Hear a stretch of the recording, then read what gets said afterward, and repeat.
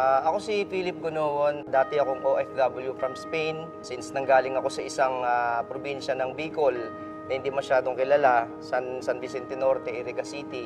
Sino nga ba mag-aakala na galing ako sa bundok? Sa totoo lang ho, lahat ng trabaho napasok ko na. Akala ko ho noon, pag nakarating ako ng Spain, magkakaroon na ng katuparan yung mga pangarap ko. Pero mukhang lalo ho kami nahirapan kasi ibang bansa ho yun. Wala akong pinagkaiba yun sa pinanggalingan ko. Wala pa rin hong nagbabago sa buhay namin. Ganun pa rin, mahirap.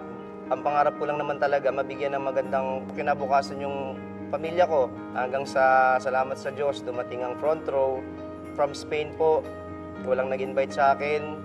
Nakita ko lang, hindi ko inaasahan. Lumayo pa ako. Yung pangarap ko po pala nandito lang sa tabi-tabi. Nasa front row lang ho. Isa sa mga pinakamagandang achievements ko, yung mga magulang ko po, hindi na sila nagtatrabaho kasi nabigyan ko na sila ng magandang negosyo. Galing ho yan sa front row. Yung nanay ko, never ko na nakita umiyak yan. Kasi dati ho, lagi umiiyak yan. Akala ko kung ano nangyayari.